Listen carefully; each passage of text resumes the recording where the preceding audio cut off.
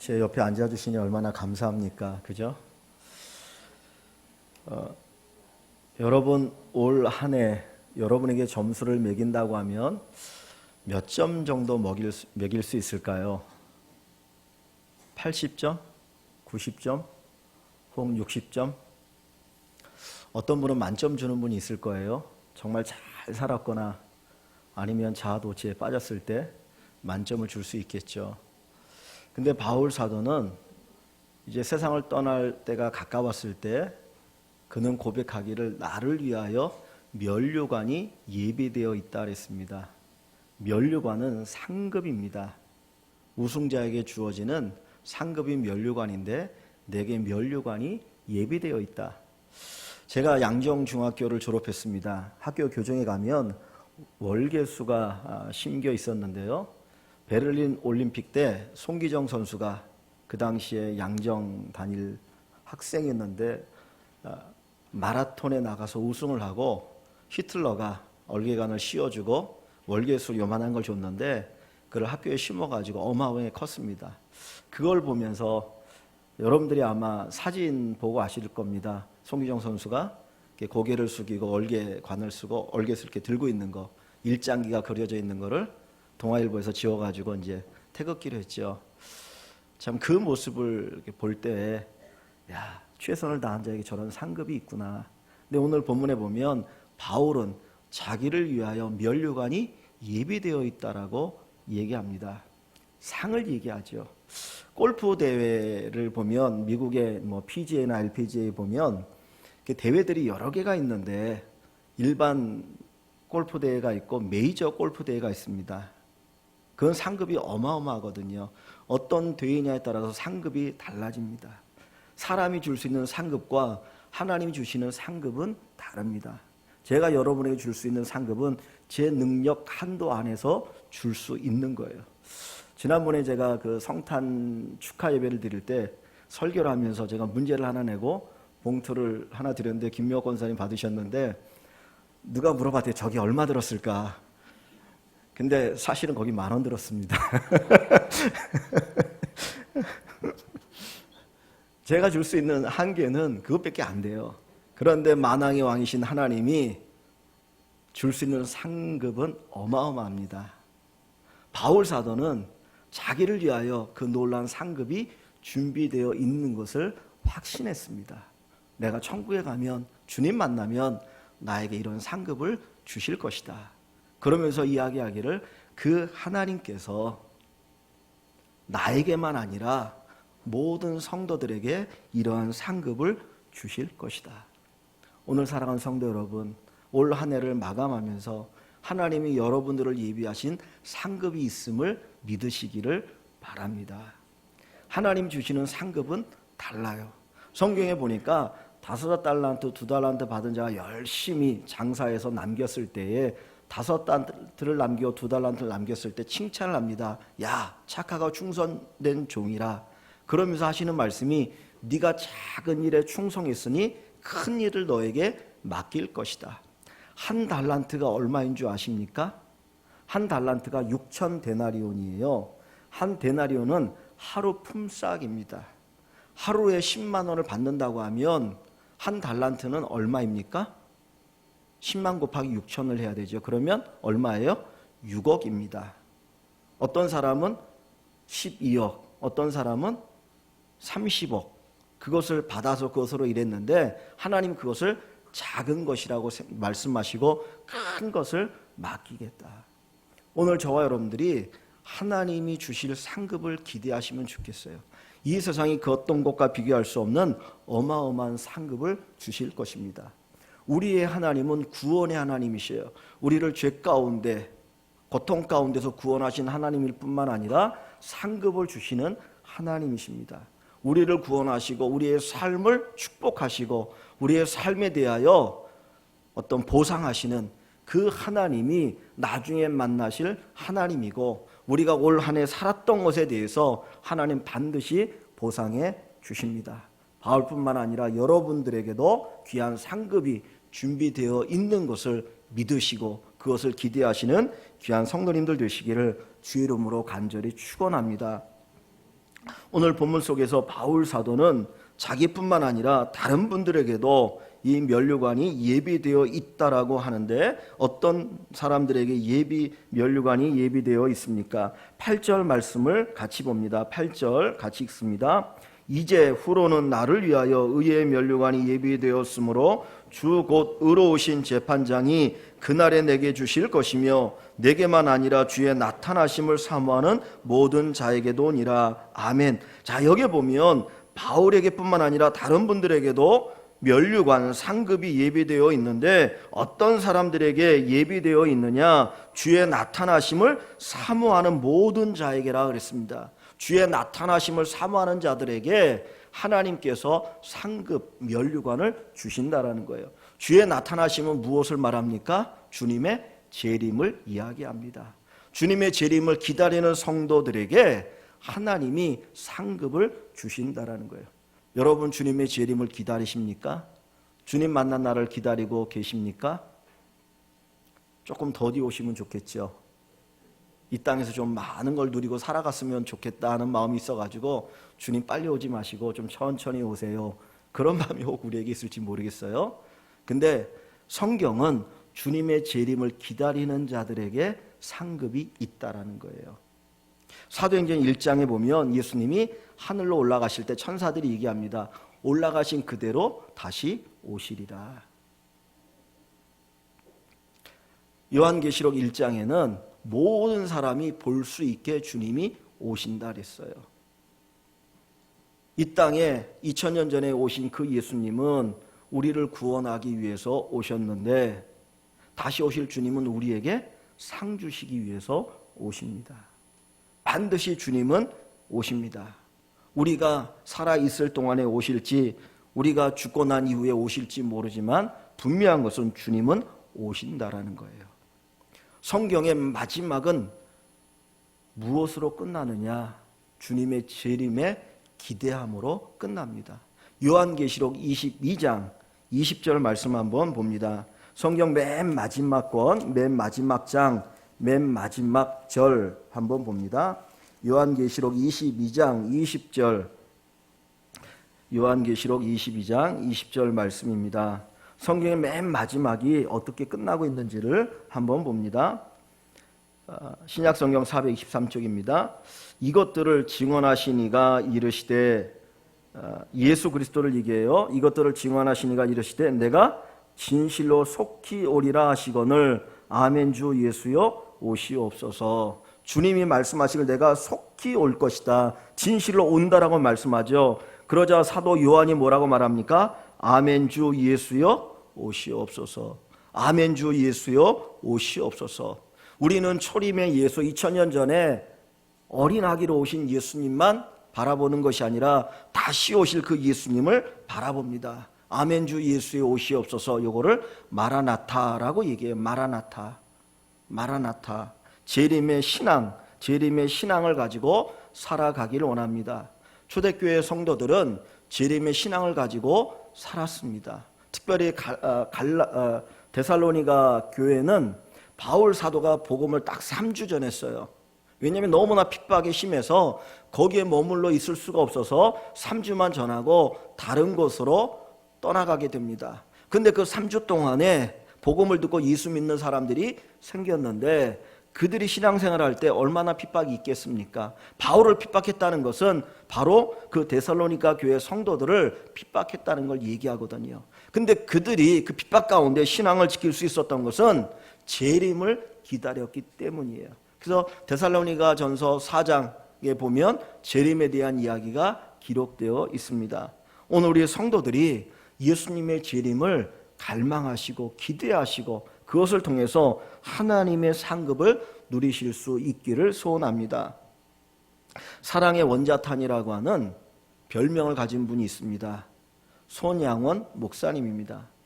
우리 교회 어른들이 몇 년 전에 여수의 애양원에 갔을 때 거기에 그림 하나 크게 그려져 있는데 그 손양원 목사님이 그 애양원이라고 하는 그 나환자들을 치료하는 병원이고 공동체죠. 거기에 사역을 하시고 목회를 하셨는데 그 그림을 보면 나환자가 몸에서 고름이 나오는데 그 고름을 입으로 빨아주는 장면이 그려져 있어요. 나병이 걸리면 온 몸이 썩어 들어가잖아요. 진물이 나오고 고름이 나오는데 그 고름을 직접 자기 입으로 빠는 그림이 거기에 그려져 있었습니다. 그때 갔을 때에도 그 나병에 걸렸던 분들, 흔적을 가지고 있던 분인데 손이 이렇게 뭉뚱그러지고 눈썹이 빠지고 딱 봐도 아, 나병에 걸렸던 분이구나 하는 것을 알 수 있는 정말 혐오감이 드는 분들이 있더라고요. 근데 정말 그 당시에 나병으로 인해서 온몸이 찌그러지고 그런 나병에 의해서 전염이 될 수 있는데 거기에 목회하면서 정말 그들의 몸에서 고름을 빨아내는 그 사랑을 베풀었던 목사님이 손양원 목사님입니다. 그것뿐만이 아니었어요. 자기의 두 아들이 공산주의에 물들어 있는 또 다른 친구에게 총탄에 맞아 죽었거든요. 두 아들을 잃은 슬픔이 얼마나 큽니까? 근데 그분이 장례식 때 자기 아들이 죽은 것에 대해서 안타까워하거나 슬퍼하거나 괴로워하는 것이 아니라 오히려 하나님 앞에 감사의 고백을 드립니다. 7가지 감사를 하는데 그 중에 하나가 뭐냐면 하나님, 내 아들 저 미국으로 유학 보내려고 했는데 미국보다 더 좋은 천국으로 불러주시니 감사합니다. 그러면서 감사의 고백을 드렸어요. 마지막에는 순교의 죽음을 당하시고 자기 아들을 죽였던 그 원수를 자기 양아들 삼아서 자기 아들보다 더 극진한 사랑으로 그를 양육해 주었습니다. 그래서 그분을 사랑의 원자탄이라고 이야기합니다. 그런데 그와 같은 신실한 믿음을 가질 수 있었던 원동력이 뭐냐면 그분에게 재림신앙이 있었어요.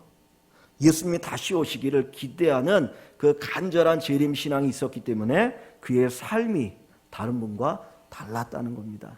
그래서 그 손양원 목사님이 재림신앙을 가지고 주님 고대가라고 하는 노래를 만들었는데 그 가사가 이렇습니다. 낮에나 밤에나 눈물 머금고 내 주님 오시기만 고대합니다. 가실 때 다시 오마 하신 예수님, 오 주여 언제나 오시렵니까? 고적하고 쓸쓸한 빈 들판에서 희미한 등불만 밝히어 놓고 오실 줄만 고대하고 기다리오니 오 주여 언제나 오시렵니까? 먼 하늘 이상한 구름만 떠도 행여나 내 주님 오시는가 해 머리 들고 멀리 멀리 바라보는 마음 오 주여 언제나 오시렵니까? 내 주님 자비한 손을 붙잡고 면류관 벗어들고 찬송 부르면 주님 계신 그곳에 가고 싶어요. 오 주여 언제나 오시렵니까? 신부되는 교회가 흰옷을 입고 기름 준비 다 해놓고 기다리오니 도적같이 오심하고 하신 예수님 오 주여 언제나 오시렵니까?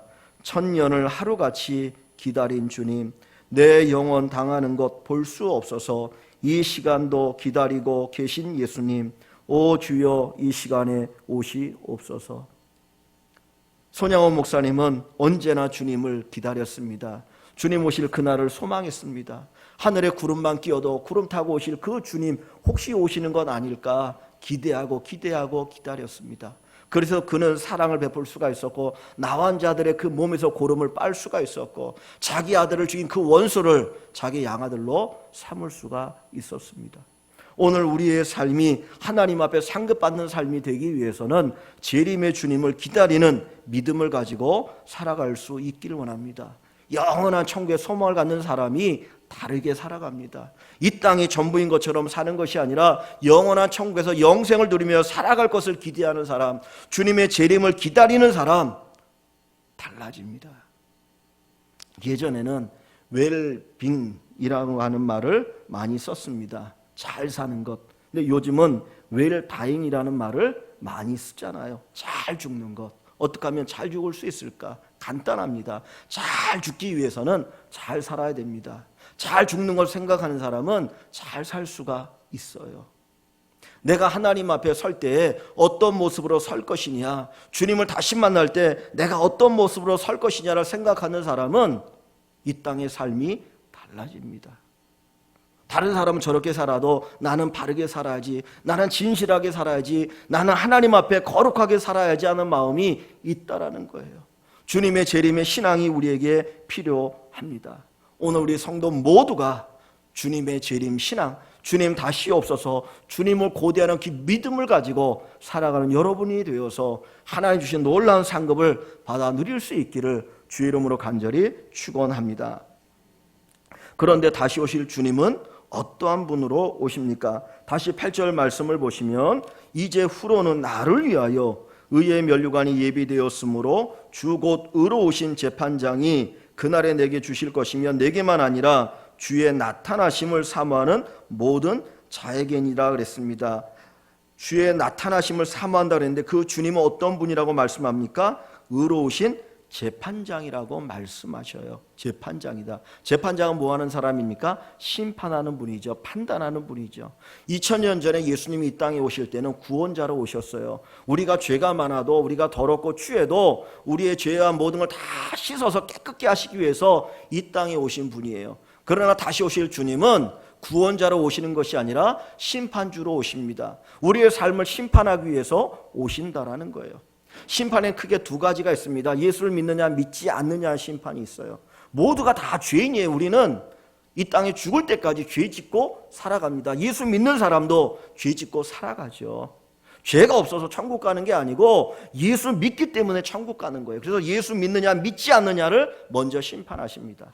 두 번째 심판은 예수 믿는 사람들의 심판이 있는데 예수를 믿었지만 얼마나 잘 살았느냐, 얼마나 믿음 가지고 살았느냐, 얼마나 진실하게 살았느냐, 얼마나 사랑하며 살았느냐, 얼마나 하나님의 기쁨대로 살았느냐, 그것을 가지고 심판하신다라는 거예요. 그래서 재판장이신 주님이 오셔서 우리의 삶을 심판하심을 말씀합니다.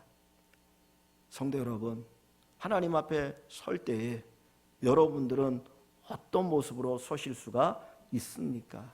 마태복음 25장에 보면 양과 염소에 대한 비유를 주님이 말씀하셔요. 한쪽에는 양들이 있고 한쪽에는 염소가 있는데 그 염소들을 향하여 먼저 이야기합니다. 너희는 내가 배고플 때 먹을 것도 주지 않았고 내가 병들었을 때 돌아보지도 않았고 내가 어려움 당할 때 돌봐주지도 않았고 주님이 쭉 얘기합니다. 그때 그들이 얘기합니다. 언제 주님이 병들었습니까? 언제 주님이 배고팠습니까? 언제 주님이 헐벗었습니까? 주님 말씀합니다. 작은 자 하나에게 행한 것이 곧 내게 행한 것이다. 한쪽에 있는 사람들에게 얘기합니다. 너희는 내가 헐벗었을 때 입을 것을 주었고 내가 병들었을 때 돌아봐 주었고 내가 배고플 때 먹을 것을 주었다라고 말씀합니다. 주님이 언제 배고팠습니까? 주님이 언제 헐벗었습니까? 저는 주님을 위해서 한 것이 없습니다. 무슨 소리 하십니까? 저는 주님에게 대접하지 못했습니다. 그때 주님 말합니다. 작은 자 하나에게 행한 것이 곧 내게 행한 것이다. 네가 작은 자들을 돌아본 것이 곧 나를 돌아본 것이라고 말하면서 그들을 칭찬하시고 그들에게 상급을 말씀하십니다. 오늘 주님은 다시 오실 때 심판주로 오십니다. 재판장으로 오십니다. 그 주님께서 우리를 심판하실 때 상급이 있는 분들이 되기를 원합니다. 주님 앞에 설 때에 주님, 제가 이렇게 살았습니다. 주님이 우리를 보시고 그래, 잘 살았구나. 그래, 너는 내 아들처럼 잘 살았구나. 그래, 내가 원하는 대로 잘 살았구나. 그런 인정받는 저와 여러분들이 되기를 소원합니다. 에베소 2장에 보면 구원은 하나님의 선물이라고 그랬어요. 저와 여러분들이 똑똑하고 잘나서 성실하게 살아서 진실해서 거룩해서 우리를 구원한 것이 아니라 우리를 사랑하니까 우리를 구원해 주셨어요. 진흙탕에 빠진 존재 같은 우리들인데 하나님의 사랑으로 우리를 구원해 주셨습니다. 그리고 주님이 우리에게 요구하는 게 있어요. 내가 너를 구원했으니 이제는 착한 행실을 통해서 하나님께 영광을 돌리라는 거예요.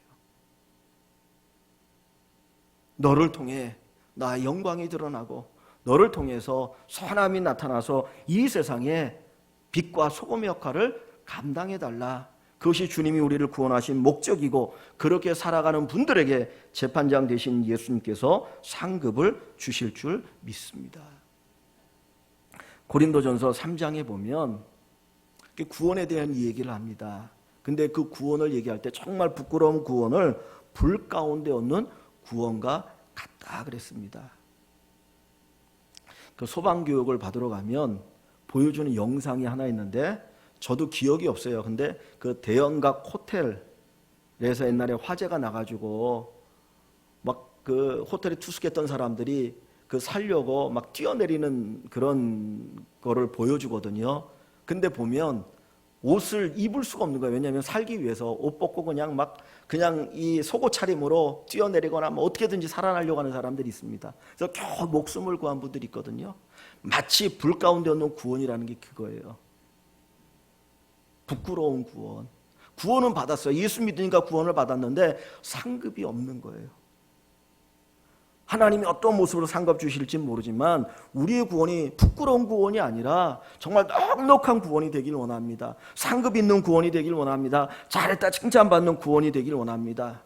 재판장 되신 주님이 우리에게 찾아오셔서 우리에게 상급 주시는 귀한 은혜가 여러분들에게 있어지기를 주님의 이름으로 간절히 축원합니다.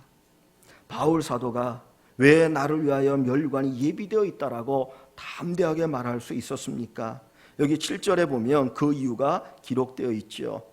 나는 선한 싸움을 싸우고 나의 달려갈 길을 마치고 믿음을 지켰으니 이제 후로는 나를 위하여 의의 면류관이 예비되어 있다 그럽니다. 선한 싸움을 싸우고 달려갈 길을 마치고 믿음을 지켰다. 그것이 바울의 고백입니다. 여러분 이런 고백을 할 수 있습니까? 나는 선한 싸움을 싸웠다. 달려갈 길을 다 마쳤다. 믿음을 지켰다. 그래서 나에게는 의의 면류관이 있다. 여러분 만약에 여러분이 세상을 떠날 때에 여러분의 묘비에 뭔가 여러분의 삶을 한마디를 기록한다면 뭐라고 기록할 수가 있을까요? 그 김마 씨는 자기 묘비에다가 웃기고 자빠졌네. 예, 개그맨이니까 개그우먼이니까 그게 자기에는 최고의 찬사라고 생각했던 것 같아요. 웃기고 자빠졌네. 가끔 페이스북에 보면 무슨 묘비명을 이렇게 써서 이렇게 하는 게 있더라고요. 그냥 보면 친구 목사님들 보면 뭐 이렇게 참 멋있게 잘 썼더라고요. 뭐라고. 근데 바울 사도는 자기 묘비명에 뭐라고 쓰는 겁니까? 나는 선한 싸움을 싸우고 나의 달려갈 길을 마치고 믿음을 지켰다. 내 삶에 대해서 선한 싸움을 싸웠다.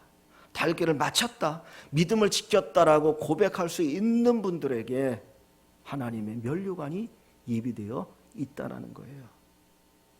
이 고백은 전제가 있습니다. 그 전제가 뭡니까? 장애물이 있다는 거예요. 방해물이 있다는 거예요.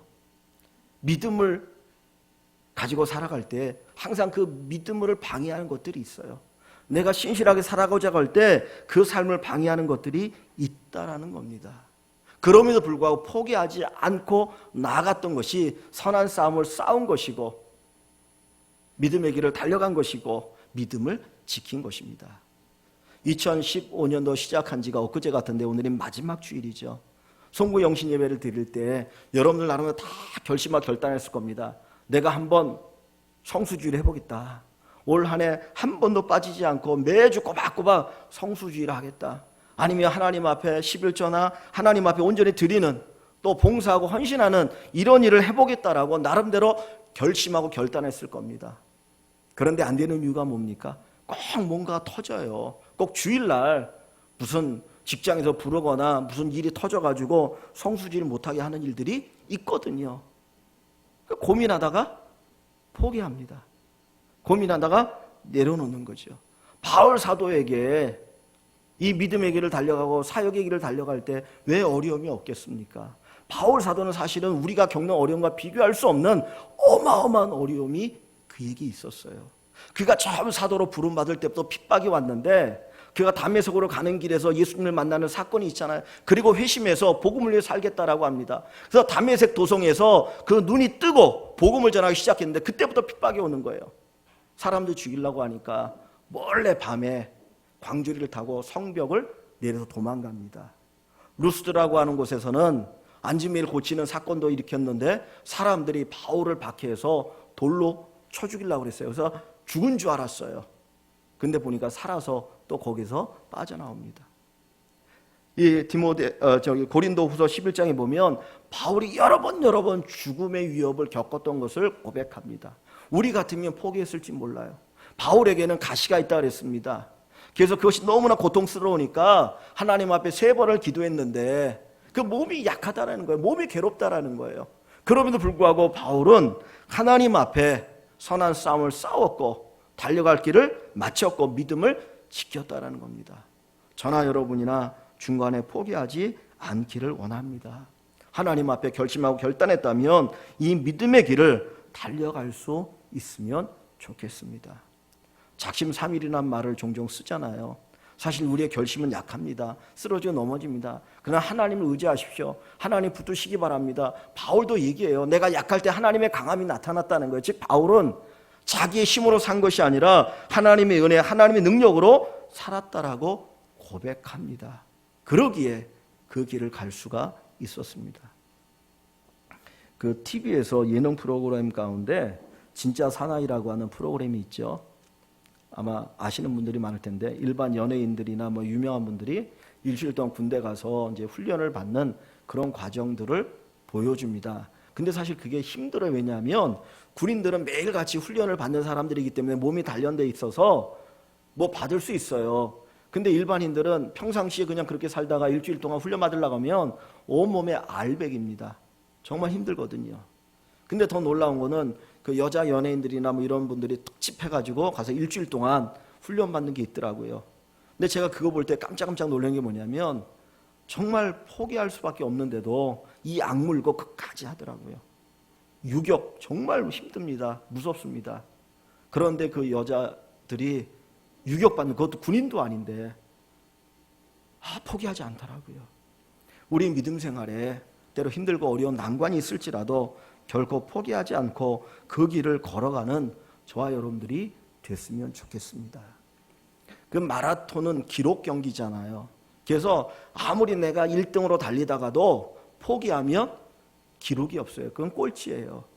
그러나 느리더라도 걷더라도 마지막 꼬리 지점까지 가면 기록은 인정됩니다. 우리의 믿음 생활이 그런 믿음이 되었으면 좋겠어요. 끝까지. 여러분들이 송구 영신 예배 나름대로 결심하고 결단하고 기도했던 것들 하나님 이루어 주십시오. 제가 이 길을 걸어가겠습니다. 하나님 도와주십시오. 힘들더라도 이길 수 있게 해주십시오. 그리고 가면 하나님 도와주십니다. 여러분의 입술에서 바울처럼 나는 선한 싸움을 싸우고 나의 달려갈 길을 마치고 믿음을 지켰다라고 하는 그 고백이 넘쳐나고 그 고백 속에서 하나님 주시는 귀한 상급이 있기를 주의 이름으로 간절히 축원합니다.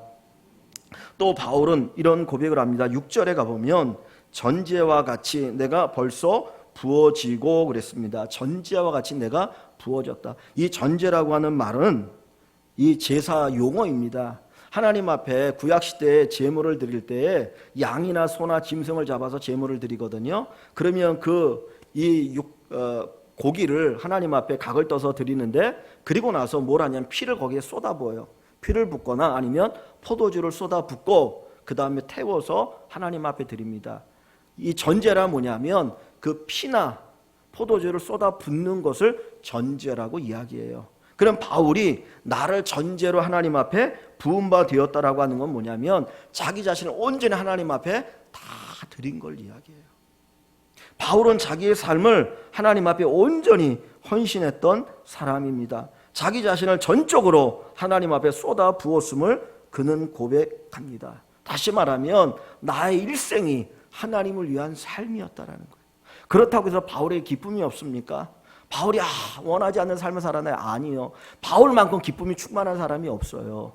그는 고난하고 힘들고 사역의 삶을 살았지만 누구보다도 기뻤던 사람이고 누구보다도 행복했던 사람이에요. 그래서 빌립보서에 보면 로마 감옥에 갇혔을 때 뭐라고 말합니까? 기뻐하고 기뻐하라. 기뻐하고 기뻐하라. 감옥에 갇혔는데 기뻐하라고 그래. 왜? 내가 기쁘니까. 2016년도 교회표를 여호와를 기뻐하라 하는 표를 가지고 1년을 살려고 합니다. 근데 여기 밑에 보면 하박국 3장 18절에 말씀이 나오죠. 나는 여호와로 말미암아 즐거워 나의 구원의 하나님으로 말미암아 기뻐하리라. 외양간에 소가 없을지라도 우리의 양이 없을지라도 여호와로 인하여 기뻐하리라. 하박국 선지자의 고백이요 바울의 고백입니다. 바울은 자기 삶을 하나님 앞에 온전히 쏟아부을 때 다른 사람들이 알지 못하는 어마어마한 기쁨을 누렸어요. 그러면서 그는 고백하는 겁니다. 내가 이미 부음이 되었다. 그 부음 속에서 그는 상급을 기다리고 있어요. 여러분 스스로의 평가는 뭡니까? 정말 하나님 앞에 나를 드리는 삶을 살고 있습니까? 찬송가 311장, 과거에는 헌금을 드릴 때 불렀습니다. 제가 중고등학교 다닐 때는 헌금을 드릴 때마다 헌금송으로 311장을 드렸는데 요즘은 잘 안 드리고요. 저도 311장을 잘 안 했습니다. 왜냐하면 어느 순간에 311장이 너무나 힘든 거예요. 311장을 한번 볼까요? 찬송 311장 가사가 어떤 가사입니까? 주님이 우리에게 물으시는 질문입니다. 주님께서 사랑하는 우리에게 던지시는 질문인데 이 질문에 대해서 여러분들은 뭐라고 대답할 수 있습니까? 제가 가사를 한번 읽습니다. 내 너를 위하여 몸 버려 피 흘려 내 죄를 속하여 살 길을 주었다. 널 위해 몸을 주건만 너 무엇 주느냐? 널 위해 몸을 주건만 너 무엇 주느냐? 아버지 보좌와 그 영광 떠나서 밤 같은 세상에 만 백성 구하려 내 몸을 희생했건만 너 무엇 하느냐? 내 몸을 희생했건만 너 무엇 하느냐? 죄 중에 빠져서 영 죽을 인생을 구하여 주려고 나 피를 흘렸다. 내 죄를 대속했건만 너 무엇 하느냐? 내 죄를 대속했건만 너 무엇 하느냐? 한없는 용서와 참 사랑 가지고 세상에 내려와 값없이 주었다. 이것이 귀중하건만 너 무엇 주느냐? 이것이 귀중하건만 너 무엇 주느냐? 단순한 찬양이 아니라 주님이 내게 물으신다면 여러분 뭐라고 대답하실 수가 있겠습니까? 이제 올 한 해가 넘어가면 우리가 한 살 더 먹습니다. 지난 성탄절인가요? 주일날인가 식당에서 우리 권사님들과 이야기하다가 이제 나이에 대한 이야기를 했습니다. 네, 보통 우리가 나이 얘기할 때 나이에 따라서 시간이 빨리빨리 간다고 그러잖아요. 그러니까 어느 권사님이 내년이면 시속 60km 달린다라고 얘기하더라고요. 그러니까 어떤 권사님이 나는 70km라고. 참 그만큼 빨리빨리 가는 게 우리 인생인 것 같아요. 그래서 모세도 시편 90편에서 인간의 연수가 70이여 강건하면 80이라. 그런데 신속히 날아간다는 거예요. 신속히 날아간다. 저도 뒤돌아보면 순간이더라고요. 순간. 여기 유민이가 앉아있는데 우리 최철 집사님 첫째죠. 근데 기억이 생생합니다. 태어날 때 안산분 여긴가 여기서 태어났다가 내가 뭐 이상하다고 그래가지고 그냥 중환자실 간다고 그래갖고 그냥 저기 을지병원인가요 간 거 생각하는데 그게 엊그제 같아요. 근데 벌써 초등학교 졸업하고 중학교 간다고 오늘 여기 앉아 있습니다. 뭐 준병이 태어날 때 윤병이 손가락 다쳐가지고 저 신라병원에 왔다 갔다 하고 그냥 다 엊그제 같아요. 근데 그게 벌써 10몇 년. 우리 인생이 금방금방 갑니다. 조금 있으면 하나님 앞에 우리가 서야 되거든요. 근데 주님 앞에 설 때에 어떤 모습으로 설 수 있을까? 그 나훈아라고 하는 가수가 부른 노래 가운데 공이라고 하는 노래가 있어요. 공, 빌공자. 가사가 이렇습니다. 살다 보면 알게 돼 일러주지 않아도 너나 나나 모두 다 어리석다는 것을 살다 보면 알게 돼 알면 웃음이 나지 우리 모두 얼마나 바보처럼 사는지 잠시 왔다 가는 인생 잠시 머물다 갈 세상 100년도 힘든 것을 1000년을 살 것처럼 살다 보면 알게 돼 버린다는 의미를 내가 가진 것들이 모두 부질없다는 것을 살다 보면 알게 돼 알고 싶지 않아도 너나 나나 모두 다 미련하다는 것을 살다 보면 알게 돼 알면 이미 늦어도 그런 대로 살만한 세상이라는 것을 잠시 스쳐가는 청춘 훌쩍 가버리는 세월 100년도 힘든 것을 1000년을 살 것처럼 살다 보면 알게 돼 비운다는 의미를 내가 가진 것들이 모두 꿈이었다는 것을 여러분 동감하십니까? 무엇을 위해서 살고 싶으십니까? 하나님 앞에 설 때에 우리는 어떤 모습으로 설 수 있을까요? 한 번 죽는 것은 사람에게 정하신 것이요 그 후에는 심판이 있으리니 분명히 하나님 앞에 설 때가 우리에게 다가옵니다. 그때 바울처럼 나를 위하여 의의 면류관이 예비되어 있다라고 고백할 수 있는 우리 모든 성도님들 되시기를 주의 이름으로 간절히 축원합니다.